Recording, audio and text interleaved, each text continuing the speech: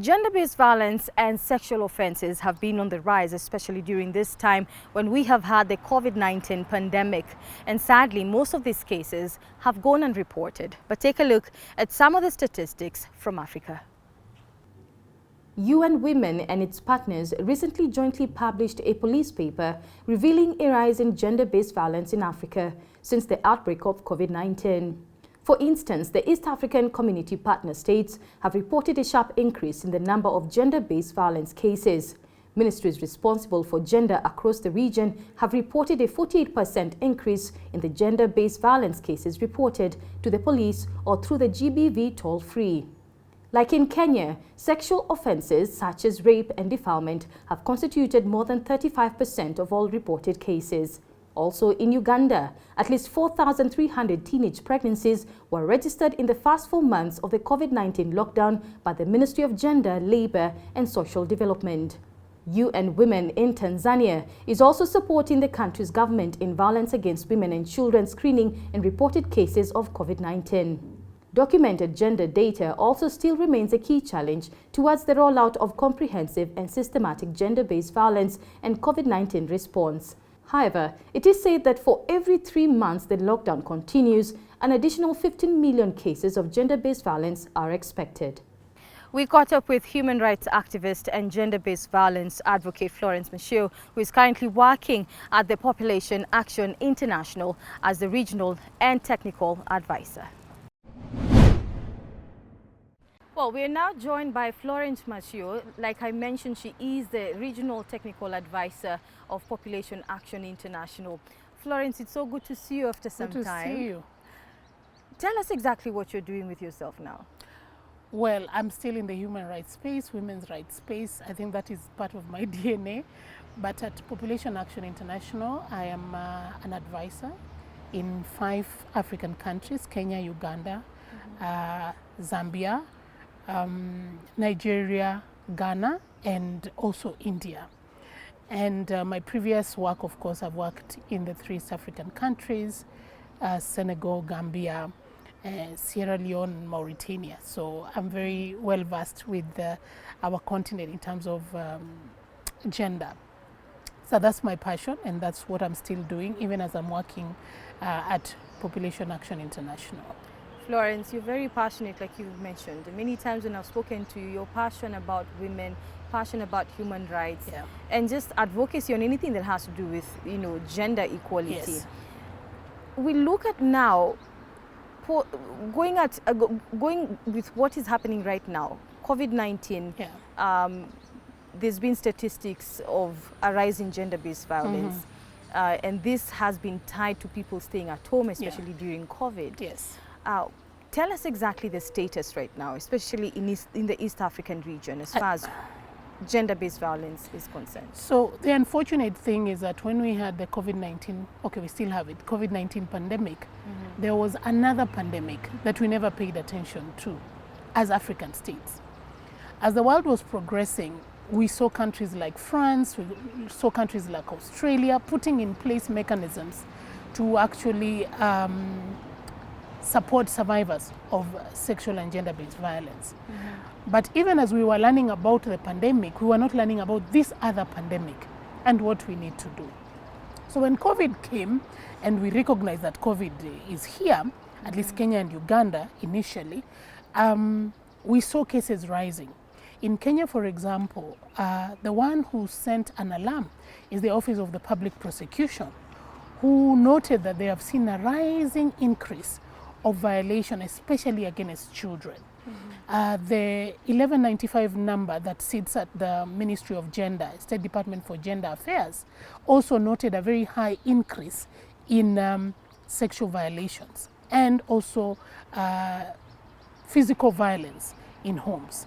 And this was attributed to confinement, it was attributed to people losing jobs, it was attributed to people not knowing where to run with the curfews.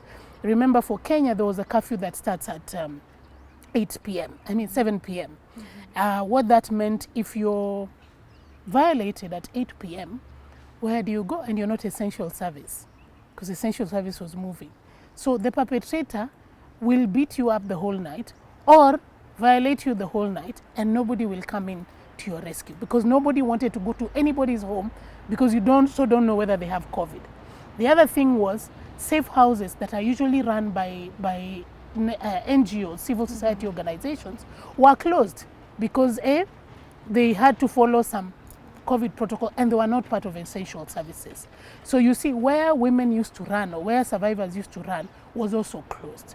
With that closure, it meant people were hurting with nowhere to go. And so even the statistics that were being found at ODPP, Office of Public Prosecution, or even at police were very few. Yet, even that, the Office of the Public Prosecution noted that the numbers were rising. At some point, it was noted that 60% of the cases that were coming to court or that were going to the police station were violations at home. So that tells you something, that there's something amiss. Now, if you look at Uganda, the lockdown meant that people were food was being distributed in their homes, meaning you're not moving. Same case. How do you report? What were the structures put in place by our governments to ensure that, yes, if I'm violated, something can happen? They were so keen on COVID. They were so keen on sending us texts on what to do, wear a mask and do everything. But they were not looking at the issues of GBV. Look at Tanzania. Tanzania did not acknowledge the pandemic in itself, COVID-19. Now you can imagine acknowledging the other pandemic, which is violations of children. So there was not lockdown, yes, but there were a lot of child marriages. I remember there were schools closed, but there were a lot of child marriages. I know in Tarime, we had so many cases of child marriages, children being married off because now parents are seeing there's no need of going to school. So child marriage in itself, it's a form of gender-based violence, because this is a child who is under 18 who should not be married off. And therefore, if you're married off to anybody, this person is violating you every day. So imagine you with your perpetrator from the age of 15 until you can make up your mind and say something at 20 or 22 or whatever age. How many children will you be having? Yet the state has not protected you. So we saw a lot of child marriages. We saw a lot of FGM as well. We saw a lot of defilements of children, both boys and girls. And of course, we have seen a lot of pregnancies and aftermath of the COVID-19 pandemic. So, Florence, you're talking about curfew hours, the impact of curfew hours on addressing gender-based violence. Yes. You've mentioned Kenya, you've mentioned Tanzania, Uganda. I mean, it feels as though governments are not so sensitive towards providing a way for any citizen to get address when maybe they are violated, sexual offenses, maybe just gender-based violence. What do you think about this? It's a fact that most African countries like to look good internationally. If you look at the Maputo Protocol, Kenya has signed and ratified, Tanzania, Uganda as well. But when you look at the implementation of the same, it's like black and white. Implementation is not there, but outwardly it looks like they're doing something. So yes, there are lockdowns and people looked like they were doing something around protecting their citizens, but it was only around the pandemic and nothing about the second pandemic which I was raising, which was GBV. And so when these next lockdowns came, people thought, we'll finish, this virus will be gone, and now we'll be fine. But the virus is still here. And it seems like we've never learned our lessons from the first time we had this pandemic. And what I always say is that this pandemic opened up wounds of systems that do not work, opened up wounds of things we are yet to address. Couples realize they usually go to work and see each other in the evening, so they hardly fought. They started fighting because now they were working from home. So all those things the pandemic showed us. But most importantly, around GBV, it showed us that GBV is a wound that we have to address. And we will not just put a bandage on it. We have to do systems, we have to put structures in place to ensure that A, first we prevent, but B, in the case that something happens, then there's a referral pathway for any survivor, whether they are in Pokot, whether they are in Tarime, whether they are in Uganda. They have to have structures that work. and not just saying we are doing A, B, C, D, because government has machinery to do what they need to do, but they just don't do it. Yeah. You mentioned Tanzania, Florence, and you talk about working with teenage girls. You've also mentioned during the reign of the late President John Magufuli, teenage girls were taken through difficulties. What's the status right now? Because you say you have been working with teenage girls in Tanzania. So I did a conversation with girls in Tanzania during that time when the former president had said, the late president had said that if you get pregnant, you will not be schooled using, government taxes. And so many children missed school because they were pregnant. I'm particularly reminded of a case of one young girl that I also still send school fees for her to go back to school in a private school. This young girl was raped she was 13. She was raped by the father, the stepfather. He came home, he found her, he raped her, and he ran away. The child became pregnant. The child was chased away from school for being pregnant. Was the perpetrator caught? No. Was the case reported? Yes. We pushed for the girl to go and report the case. But after that, the state has never been accountable to this girl because it wasn't her wish. She didn't have a boyfriend. She was raped. And if you're going to punish a child for a grown-up's sin, if I could put it that way, then what kind of a society are we? What value do we place on our children? And when I was speaking to other girls, they were telling me, Auntie Flo, tell me, if I get pregnant, how do I procure an abortion? And for them, they were very sure. I would ask them, so why are you sure you're going to get pregnant? Then they start citing, in our village, this man who anabaka watoto, he rapes children. There's this uncle of mine I'm always afraid of. There's this route to our school that is always so scary if I pass past a particular time. So the children knew in any way something might happen to them. So they were preparing themselves. If I do get pregnant and I know the school will chase me, home they will chase me, how do I remove this pregnancy so that I continue with school? So we are forcing children to actually save our face as a society, not show their pregnancy by procuring an abortion. Yet we have refused to prevent them from being violated in the first place. I see in Uganda they've put in their Sexual Offences Act 2021 an offenders register, which we should all have as an East African bloc, because an offender will rape here, let's say in Busia, and move to Busia on the other side of Uganda and continue doing the same. And if we are not doing forensics, and if we don't have an offenders register, we might never catch up with him. But you see how many violations he will do throughout because he knows he can get away with it. So we have refused as nations to put structures in place to protect the most vulnerable in our society from being violated.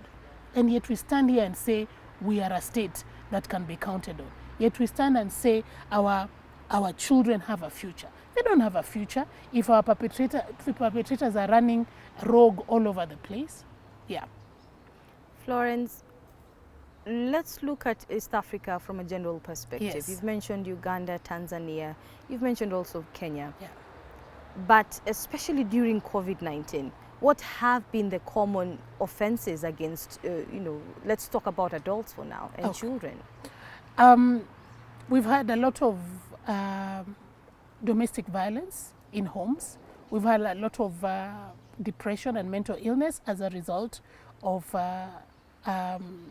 domestic violence.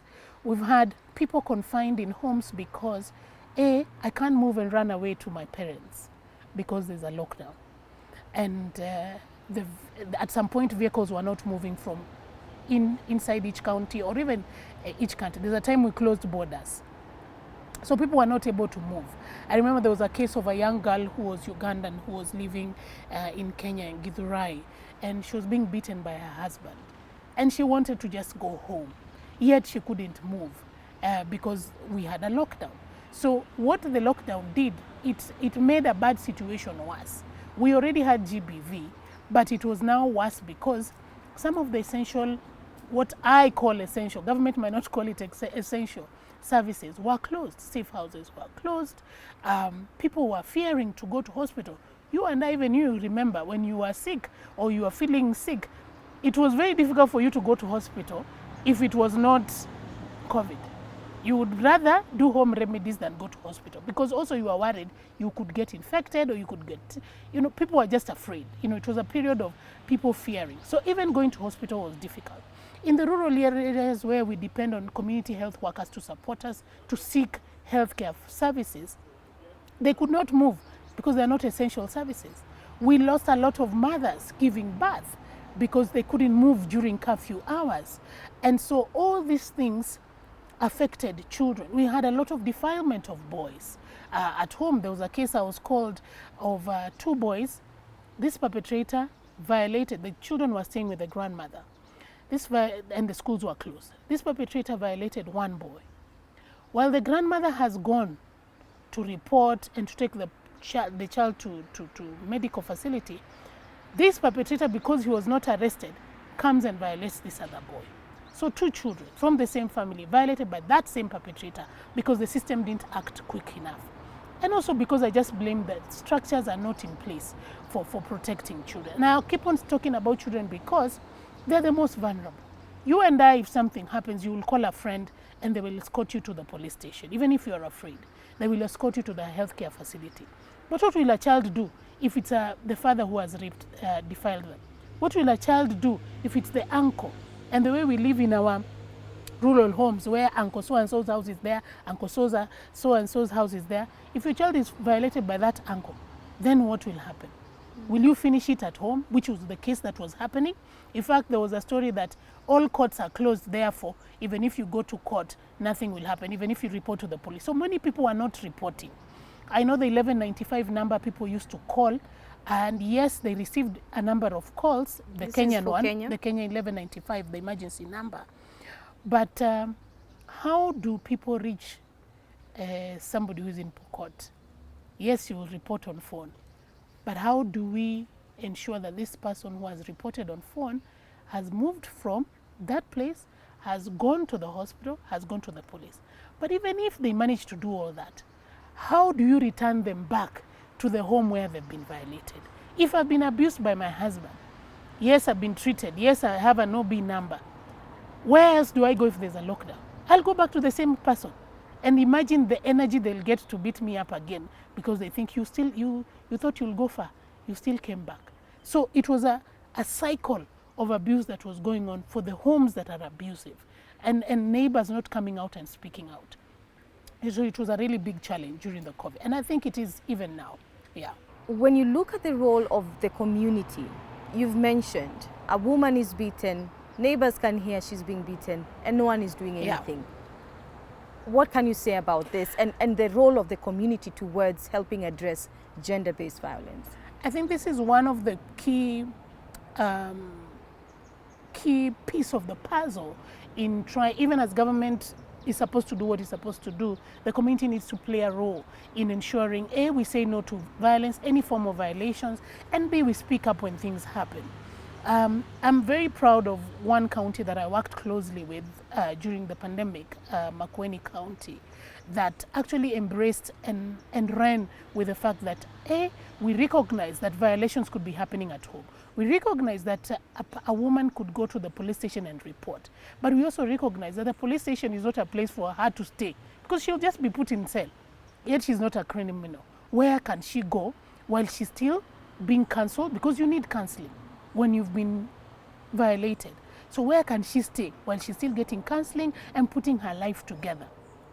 And so when the community does not report and support a survivor to seek help, then we condemn this survivor, to the mercies of the perpetrator. If it is a child and you're saying, we will finish these things at home and goods are exchanged because we are good neighbors, but you're forgetting that this is a child who's been violated, then we miss the point as a community. What Makueni County in Kenya was able to do is train 540 champions, GBV champions, in the villages in such a way that these champions are able to detect speak up, report to Nyumba Kumi or report to the chief or support the survivor to go to the police station, which is what we need to do as a community. We cannot be one in certain aspects and we're not one when one of us is hurting. After all, if you look at children, it's a community that raises children.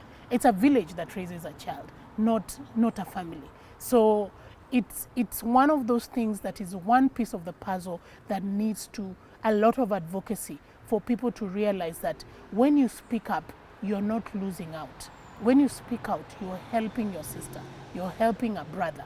Because sometimes men are also beaten, but they also don't speak up because what will people say? But once we start creating safe spaces for people to speak out, then we then create a society that helps survivors believe that they can find help. That yes, even if I go to the police station, somebody will believe me. Somebody won't ask me, ulikuwa wapi? Where were you? Why were you walking at night? Somebody will not ask me those ridiculous questions, but they will embrace me and be able to respond to my need at that particular time. Yeah. Away from, the community, let's talk about the culture itself. Yes. Some cultures you hear when a woman is raped, the first thing perhaps some people will say, she was not dressed properly. Yes. So she was probably attracting the wrong kind of people. Say something about this, because it's something that is very common. I think that question makes me mad. Why? Because we've had grandmothers being raped. We've had babies. I mean, the youngest of cases I know is of a 6-month-old twins who are being violated by their own uncle who was left when the parents would go to work in a flower farm, would leave them with their uncle. Of course, you wouldn't think your brother would do something to your children, but it took these children, when he was told it was a clinic day and the mother couldn't get off, asked him to take the kids to the clinic. And when he did, the nurse there, who was now well aware and trained, realized there's something wrong with these children. And that's how this man ended up being arrested and he was put in jail. But so when you talk about dress code, when you look at human rights, it's when a man is walking with a vest and a short, you'll never see a woman grabbing him and wanting to do something to them. It's about you and what you choose to do and how you value these children. A boy, a 9-year-old boy who is being defiled, what are they wearing? A child, what is attractive in a child that you want to violate them? So it is an excuse that people use to deflate the issue of rape. Yet this is such a serious issue that we should not even be discussing about dress code. You should not touch anybody's body, and that's it. It isn't about what they looked like or they didn't look like, where they were or where they were not. It is not about that. Because then there will be a law that says women should not walk at night. How are things right now? You talk about the fact that it's been difficult for women, even children, even men to report cases of gender-based violence, especially after curfew hours. How are things right now? Talk about Uganda, Tanzania, Kenya, and the rest of the African continent. So at least I can speak about Kenya because I have some tangible results. When we had a lockdown in March, the president allowed a new lockdown, announced a new lockdown for 5 counties because the cases were going up. The infection rate was high. He said everything except learning from the last lockdown.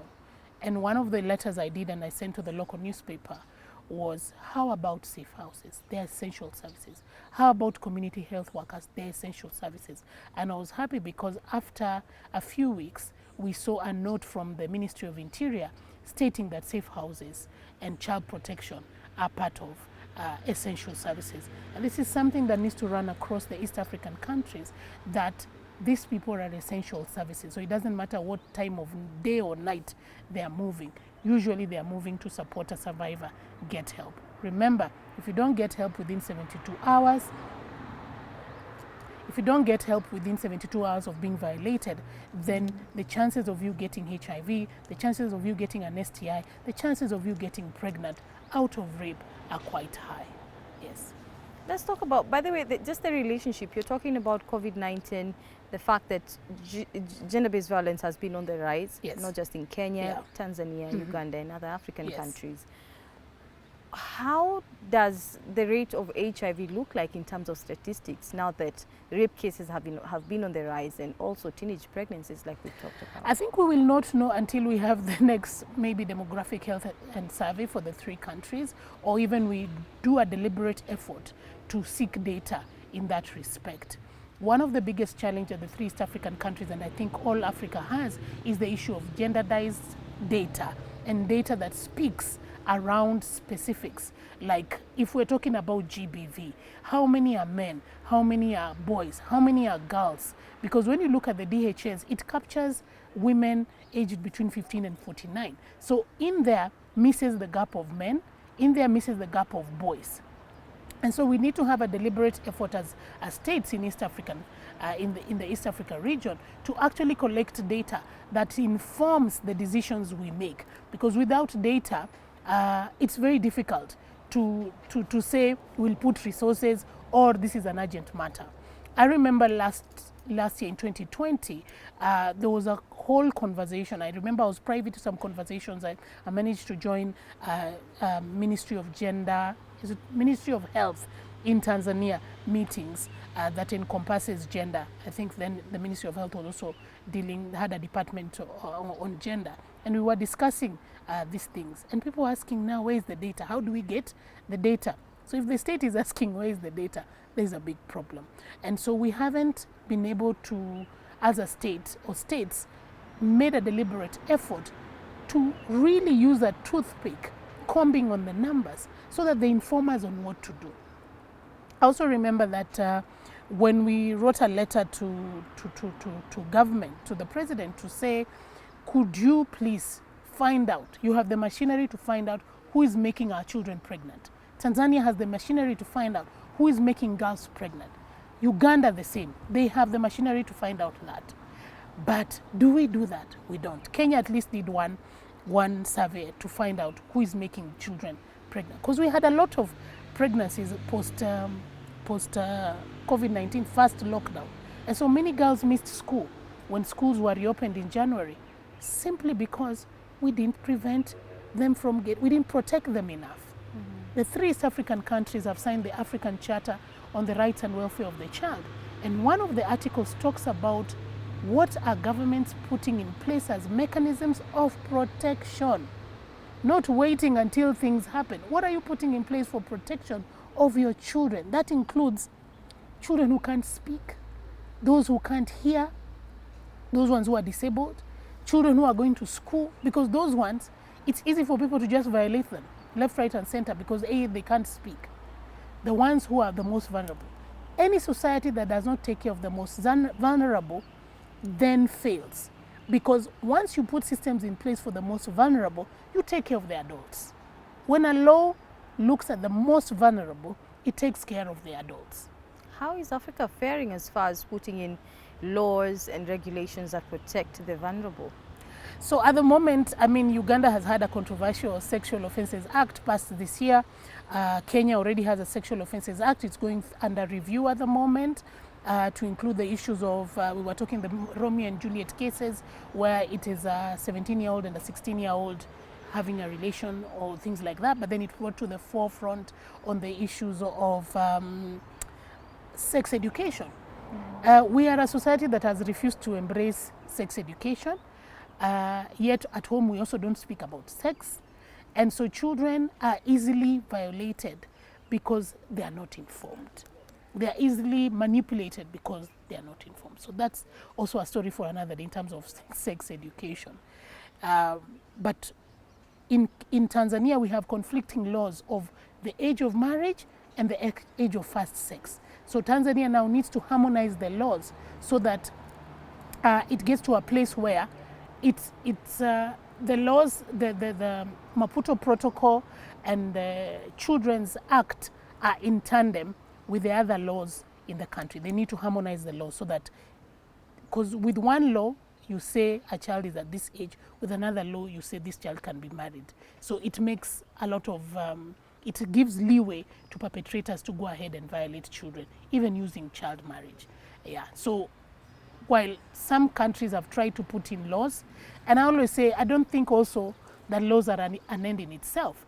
the implementation of it, the putting resources of it makes a lot more sense than just having a law. Because laws are there because things are not happening, right? Yeah. Florence, it sounds like some of the things we've been grappling with as a continent are Yes. still going on. Yes. You've talked about laws being there, the implementation is the problem. Yes. We've talked about curfew hours, COVID-19, and so many other issues. Yes. So where really are we missing the point as a continent in addressing gender-based violence? I think we have yet to come to a point where the leadership values and honors and respects women and respects the most vulnerable. I want to use Makueni. No, it's a county in Kenya, but it exemplifies what it means when there is political will to actually protect the most vulnerable, because that's what we are lacking. Yes, you will sign to look good. Yes, you will sign maybe because the donor says this or that. But why can't you sign because you value your children, you value your women, you value the most vulnerable in your society?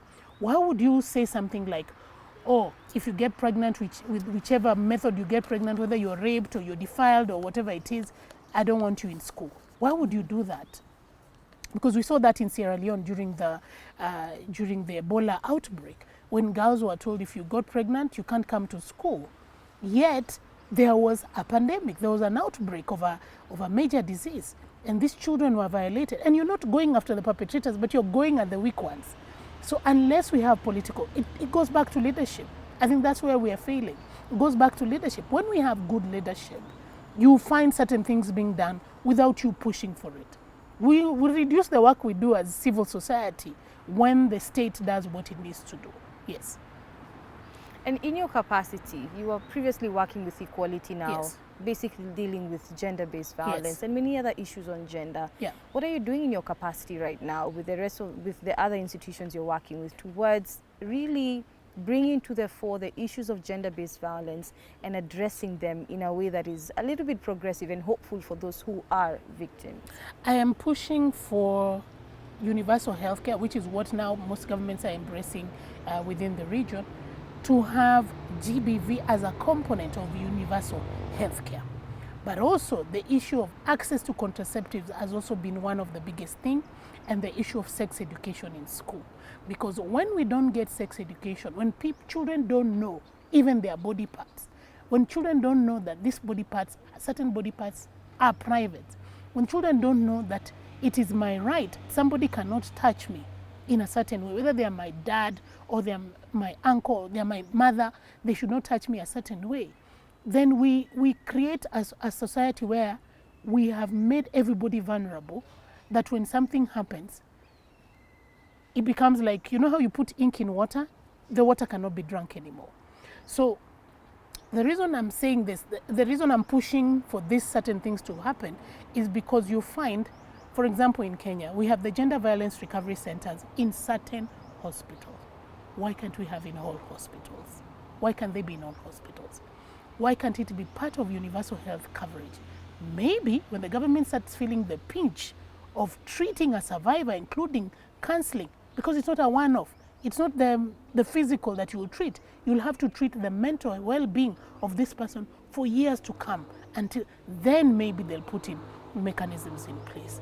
And if we look at commitments that governments make, also pushing for the fact that, yes, you make these commitments, but when will you ever honor them?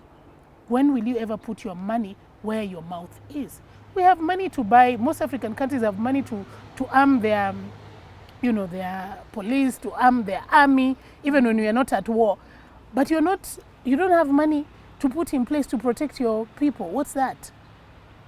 One of the biggest things is even having policies within Ministry of Education, that so long as a child is within your confinements, that when they come and say, I am worried about that my father will do this, there's somebody who can create, who can listen to them. Creating safe spaces, institutions that government run, including schools. Because at kindergarten, which is free, ECD is free in Kenya, and I know even in Tanzania, when a child is able to speak at that level, you will protect them from more harm. When a child knows I'll be heard, they will come and speak. So putting in place those mechanisms to ensure that A, we have prevention mechanisms, but B, we are also empowering the most vulnerable to speak up, but to also know what should not be happening in their space. Florence, one of the major issues, very pronounced over the years, Yes. collection of evidence. Yes. Prosecution of perpetrators of gender-based violence. Yes. It's not an issue just in Africa, No. also globally. Yes. But let's talk about Africa. Where are we now? I laugh because it's not funny, because the fact that in Kenya we are still pushing for a forensic lab. We need a forensic lab. Why do we need a forensic lab? We need a forensic, every country needs to have a proper functioning forensic lab, needs to have a way of preserving evidence, need to have a way of tracing and investigating sex crimes, so that once the perpetrators know that you can't get away with it, then they will stop it. All will reduce the numbers of violations. But because the perpetrators know we can get away with it, they do get away with it because we have not put in mechanisms. Kenya is currently putting together a polycare, an institution where you walk in, you find you as a survivor will get a counselor, you will get a police person to take your statement, and you'll also get a nurse to be able to take care of you, which will reduce the movements you make. You don't move for police, then you move to the healthcare, then you go back to police to fill in the P3, then you go back for the doctor to fill it in. You won't do all that. That is enough, but it has yet to happen. We're going into an election. It is important for those things to be in place because a pandemic has shown us when there's a case of emergency, violations do occur. If anything, if you look at, if I could cross over to Rwanda, during the genocide, a lot of violations happened beyond the genocide. A lot of sexual violations happened. When there's been war in Uganda, there's been violations. When we had an election here, there have been violations. So every time there is any emergency of any kind, there is violation that happens. Even when there's a food crisis, violations happen. I won't give you this maize, 2 kilograms of maize, until I sleep with you. And this is the chief. That is violations. So when there's an emergency, there's always a violation. What are we putting in place to ensure we have a forensic lab so that when I come to say it's not about me being believable, the evidence speaks for itself. The data speaks for itself. How we preserve evidence speaks for itself. I have another story of a policeman during a training who says, let me just say this, that one day I was told to bring evidence, move from point A to B. I won't even mention where because maybe they'll be asked. And then I lost the evidence. So he went and peed, and whatever evidence he brought could not tie the perpetrator that the child was talking about to their offense. So of course the case was dismissed. Are you seeing how evidence is so critical? Collecting it, preserving it, and being able to bank it enough to be able to trace if that perpetrator has done it in Mombasa, has done it in Dar es Salaam, has done it in Kampala, has done it in Tororo. We should be able to trace this perpetrator. The way we are discussing around FGM, cross-border FGM, we should be able to discuss cross-border data, referencing cross-border forensic referencing, if we have forensic lab. And we have people, experts in this continent. It's not like we'll need to go and look for experts outside the continent or even outside East Africa to be able to do that. Yeah. We just need to put our money right. So maybe our MPs, when it comes to, at least our budgets are read collectively. People need to be asking themselves, when this money is put into defense or this money is put into healthcare, what exactly is this money for? Does it speak to my need as a citizen of this country, of this area? Does it speak to my need? So interrogate those budgets. They speak volumes of where the interest of the state is and whether they really care about what you want or what you feel. Yes. Let's talk about the perpetrators. Why do you think perpetrators do what they do? Whether it's, defiling a child, beating up a woman. Is it an issue of mental health? Is it an issue of anger? People need counseling. What's the issue? I don't want to use what has always been used as an excuse. I was angry, I was drunk, I'm sick. No. Even an animal does not do that to its own child. So I like to say those are excuses, and I don't think I'm in the capacity to say this is why perpetrators do what they do. But from my layman perspective, they do it because they can get away with it. They do it and instill fear in the victims. They do it and instill fear on the parents of a child who's been violated by an uncle. And you see, you can imagine you're married to Leah, you're married somewhere. Your child is violated by the brother of your husband. And then you are in this home. You are married into this home, the way our culture is. So when you attempt to go to the police station, you are the one who is beaten up because you are defaming our name. Our name is more important. This child is still a child. They will not know what has happened. Yet, it will affect them mentally for the rest of their life. So perpetrators, from my point of view, do it because they can get away with it. The minute we put systems in place, the minute we stop excusing their bad behavior or their crimes, then the minute they will stop. If somebody comes to steal in your home, why can they just steal and go? Why would they steal and still find women up and rape them? Why would they do that? Because they can get away with it. And it's an issue of even domestic violence. It's an issue of power and control. I want to control, and I want to control my wife. Therefore, I'll beat him up. I want to control my husband. Therefore, I'll beat him up. I want to control these children. I'll violate them. I want to hurt my wife. Therefore, I'll rape my daughter. Why did she run away from me? I'll rape her.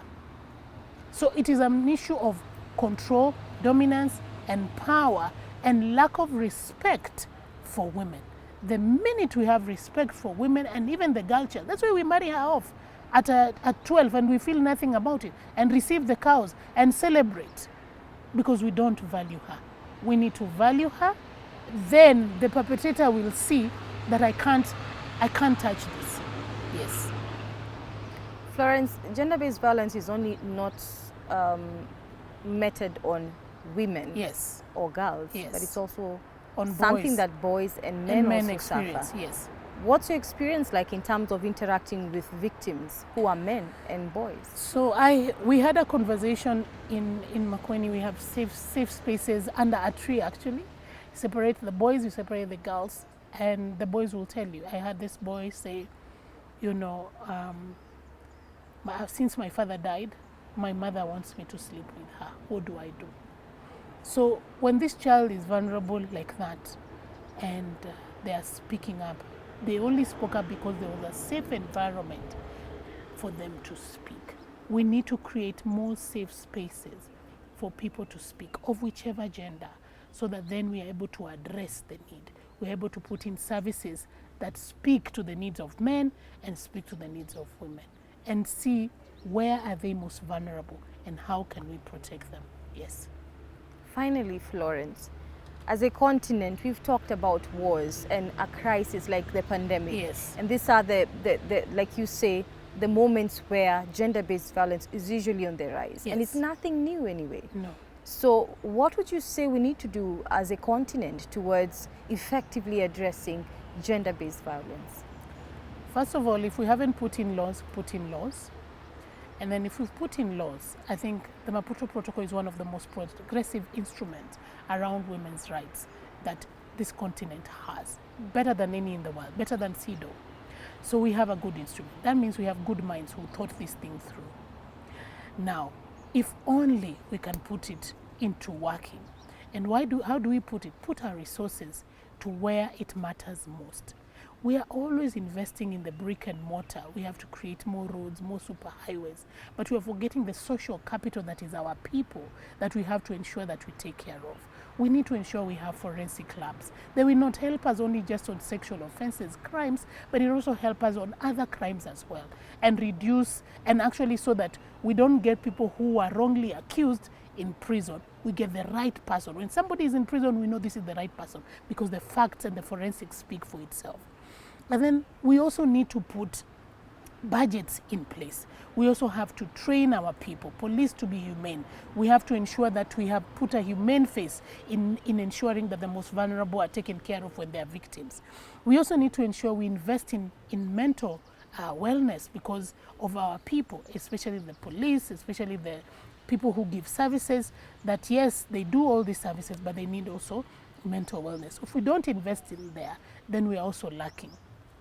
And we also need to ensure that then we put structures in place in healthcare facilities, and we have to make sure that anybody who comes to report matters sexual violence, they get free service all through, whether it's counseling, whether it's physical, whether it is going to court. They need to have free services, because if you don't support a survivor, then you won't even know the magnitude of the problem in your own country, because people won't come and report.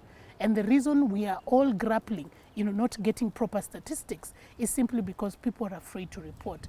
And they're only afraid to report because they know in the end the case might be thrown out because of lack of evidence, because somebody didn't do their job right, or we don't have proper forensics. So put that in place. And then also educate the people. We are very good at it. We've educated people about the pandemic. We've received texts. We've been able to reach people in their homes and provided food. But why can't we do the same for educating the masses on their attitude around sexual violations and gender-based violence as a whole? That also needs to happen. If we can go to a podium and speak as a politician, you should be able also to speak against GBV, so that people start seeing these conversations and start seeing the way we're always talking about this is how you plan your family. We should also do the same in terms of GBV. Yes, so those are the things that I think if our states did it, I think we'd go somewhere. And of course, political will. And I'll ask my brothers and sisters in Africa, choose your leaders wisely, so that we get leadership that speaks to the needs of our people as opposed to the interests of their own. Florence Machio, the Regional and Technical Advisor of Population Action International. Thank you so much for making time talking to us about gender-based violence in Africa. Definitely a conversation we need to continue having. Yes. Thank you for making time. Thank you for having me. Well, that has been Florence Machio. Like I mentioned, she is the Regional and Technical Advisor of Population Action International, talking to us about all matters to do with gender-based violence and sexual offenses. We hope to have this conversation again, and we hope that you and I will continue having this conversation, which is much needed, not just across Africa, but globally. Thank you for watching. My name is Leangare. This is Mwanzo TV.